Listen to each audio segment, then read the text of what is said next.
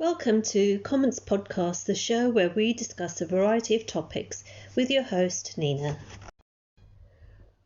We are midway through summer and there was a real ray of hope with the UK government announcement the 19th of July would be recognised as Freedom Day with the final lifting of lockdown restrictions, which some sceptics considered the statement hyperbole. After 18 months of living in a pandemic, the majority of restrictions have been lifted. Legal restrictions imposed by the government since March 2020 to manage public behaviour in order to contain the spread of COVID-19 would officially end and guidelines issued instead. The slogan personal responsibility has been echoed, and for the vast majority of libertarians it's a cause of celebration. Of course, the government had announced a few months ago its planned unlocking roadmap, and this was the final stage of lifting government-enforced restrictions and a return to normal life.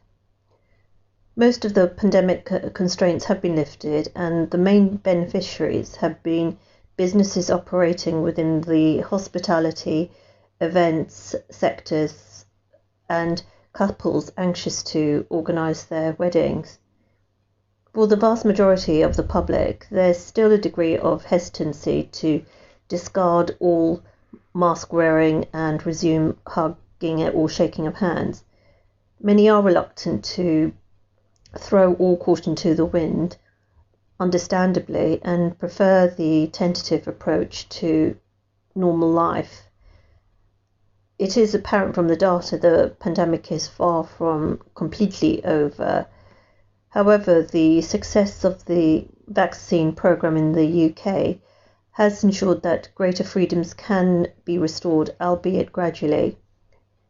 Businesses which have felt the brunt of closure over the last 18 months, from nightclubs, theatres, sporting venues, can reopen their premises.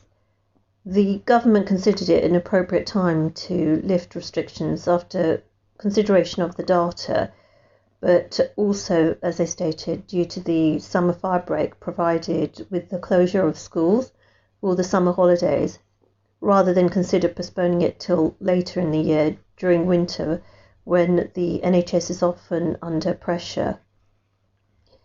There is no perfect time for lifting of legal restrictions, but there is a case for whether it is wise to automatically lift all restrictions completely or still retain a few crucial mandatory restrictions, for example, mask wearing on public transport or in shops, as is the case in Wales and Scotland.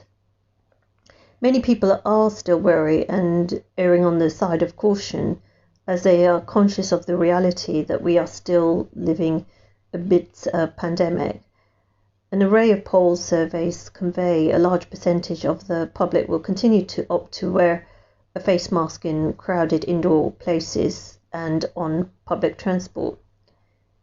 Greeting others with handshakes, hugs are still shunned and substituted with alternative greeting gestures of hand waves and bumping of shoulders, elbows, shall we say. Catching a train is a bit more cumbersome, and if you are travelling across England to Wales and Scotland, face masks are mandatory on public transport. Although many mayors have decided in England to impose restrictions retaining the wearing of masks on public transports in their city as a condition of carriage. Hence, in London, commuters are expected to wear a face mask unless exempt, and announcements are regularly made on the tannoys to enforce this further. Passenger numbers are low and confidence does need to be maintained for users of public transport, and this encourages more people to continue to select public transport for their mode of transport for many of their journeys, especially as more of us are now returning back to work to their offices rather than continue working from home. Although government restrictions have legally been lifted, the public are still encouraged to be cautious. Public health messaging has been so successful, and the average person has modified their behaviour beyond recognition during the course of the pandemic, from wearing face masks, washing hands, or carrying a hand sanitizer, and opening of windows for ventilation. The general public's knowledge of viruses has grown exponentially, and we are aware of the precautionary measures we need to take to protect ourselves. The onus only being now that it's dependent on individual and personal responsibility. There is a caveat that restrictions may be reimposed if COVID-19 cases rise exponentially, or if pressure on the NHS, UK's National Health Service, rises. And we are constantly being reminded of that, the public. Already there has been an early warning announcement from September onwards from the government that entry to nightclubs, everyone will be required to have had 2 vaccinations.